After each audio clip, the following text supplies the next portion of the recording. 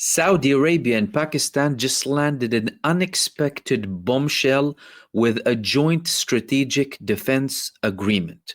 Where is this coming from, and what does this mean, and where things are headed to after this agreement? I'm going to give you all of the details in this video. Firstly, a couple of days ago, there was a summit in Qatar, Muslim and Arab countries, after the attack that Israel conducted against Qatar, targeting the Hamas leaders in Doha. There were, of course, many harsh statements and condemnations, but there was no immediate action to be taken apart from the countries of the Gulf declaring that they're going to be activating their defense mechanisms to stop any sort of future aggression against any of these countries.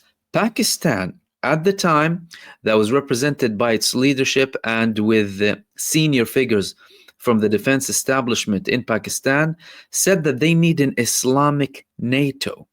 Otherwise, all of the Muslim countries will be targeted.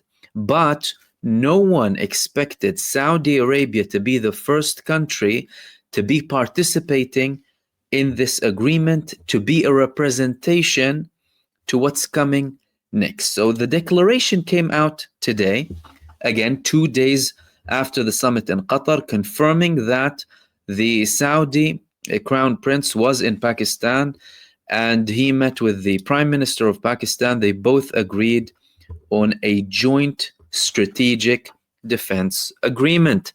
Both countries, they already have relationships that are very strategic, stretching back to 8 decades. Saudi Arabia was one of very few countries that supported Pakistan's right for nuclear weapons. So why and how comes it was Saudi Arabia, and what does this mean exactly? Well, firstly, Saudi Arabia is the most important country and the biggest country in the Gulf, the biggest in terms of space, land, influence, and it has the most powerful army amongst the Gulf states. Saudi Arabia is also the country that, according to the Greater Israel map, would have the biggest land owned by the Greater Israel. Of course, in recent years, there were many talks about potential normalization between Saudi Arabia and Israel.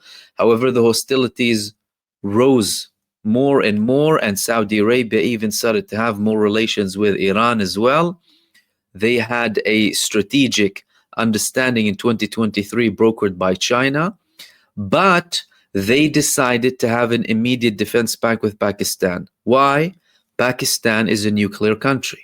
Saudi Arabia wanted to cut a long story short.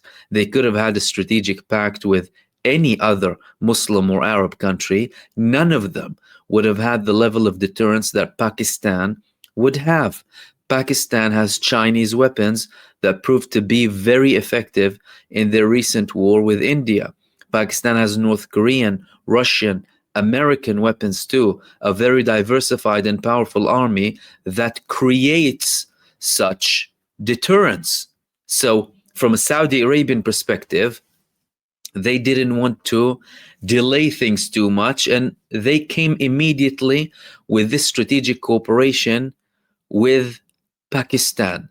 Is this the end of it? Is it just a defense pact between Saudi Arabia and Pakistan? Not at all. Firstly, it's coming after a climate of hostility and aggression coming from Israel. Israel has been escalating further and further with this unprecedented attack against Qatar. And now the Arab and Muslim countries are realizing that they're next. Clearly, the Saudi authorities and leadership understood immediately that there's an immediate threat against them. Likewise with Pakistan, because again, the Israeli map that Benjamin Netanyahu has a special dedication to, the Greater Israel idea, has Saudi territories. Saudi territories would form the largest part of land under what's called the Greater Israel in the vision of Benjamin Netanyahu and his messianic allies. Therefore, they understood very well that they could be targeted next, despite the fact that the Hamas leadership hardly visits Saudi Arabia. Rather, they visit Qatar, they visit Turkey, Egypt, who have now taken extra security measures to protect the Hamas leadership in these countries. This is a direct message not only to Israel, but also to the United States. Both Saudi Arabia and Pakistan have very strong relationship with the United States, but this relationship isn't exclusive to the United States. Pakistan has very strong relationship with China. They have a lot of dealings with Russia as well, North Korea too, but the American side is still there. However, that did not prevent them from having this strategic defense agreement, especially as people were waiting for a new declaration of joint defense or a strategic agreement between Saudi Arabia and the United States. But now, after Saudi Arabia saw what the United States did with Qatar, proving that all of these bases of the United States are pointless in defending their territories, they had to make this move to have this deterrence against any potential Israeli aggression. What's going to happen after this? Well, this is a breakthrough. So this is the first move in a bigger coalition. Clearly, Saudi Arabia didn't choose to have another defense pact with another Arab country. It chose another Muslim country, which is proving that the vision of Pakistan to have a NATO-style Muslim alliance is now being implemented. Plus, they didn't talk about anything as such before. There was no declaration before that the Saudi crown prince is going to go to Pakistan at all. No one knew that he's going there. No one knew that they're going to talk about a defense pact. And all of a sudden, they come up with a declaration, which in essence is the move that should happen. Take action rather than just have statements. Because the Israeli side, they only understand the language of force and actions being implemented on the ground. Now, for argument's sake, let's say other Gulf states went into this partnership. That means any attack against any of these countries would be considered an attack against a nuclear country in the form of Pakistan. The former head of the Israeli Mossad, Meir Dagan, once famously said that his biggest nightmare is Pakistan because it's a Muslim country with a nuclear weapon. The relationship between Israel and Pakistan, well, there was no relationship. And Pakistan never recognized Israel.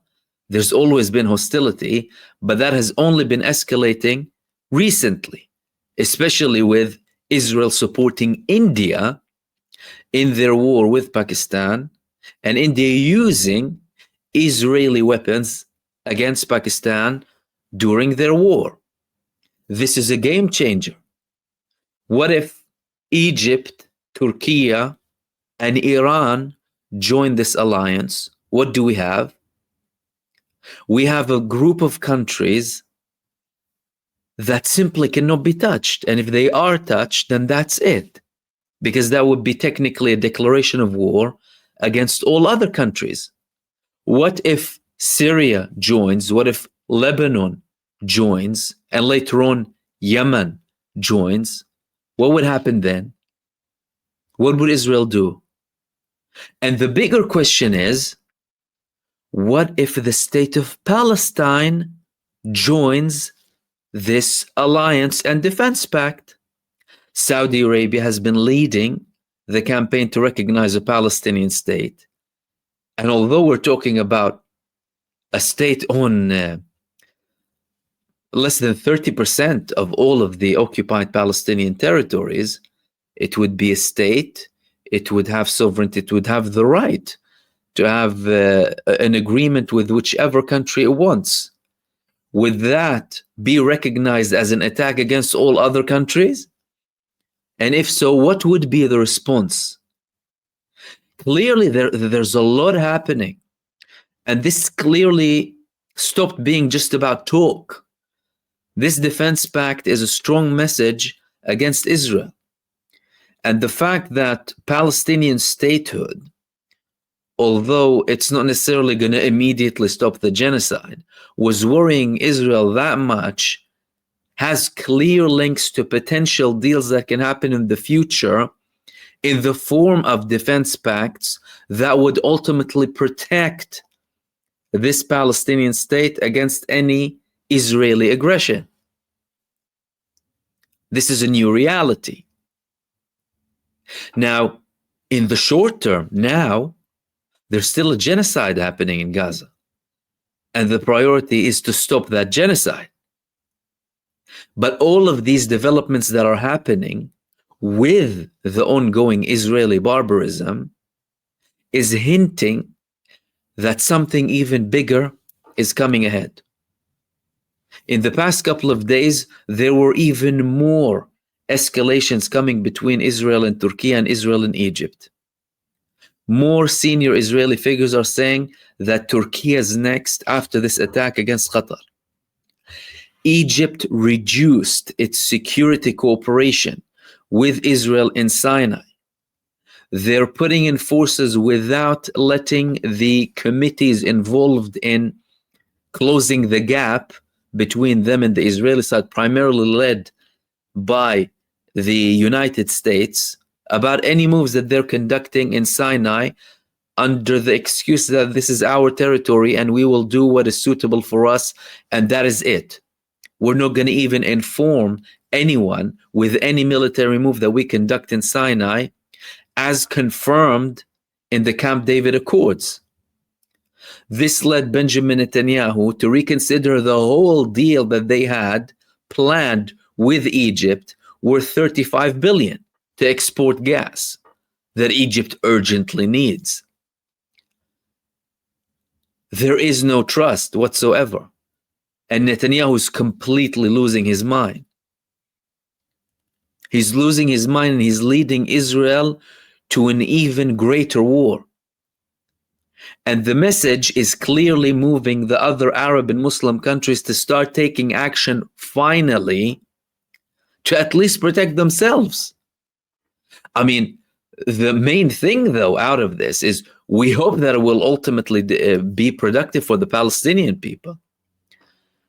Because if it's not going to be able to stop the aggression, the barbarism, the genocide against the Palestinian people, then it would still be pointless.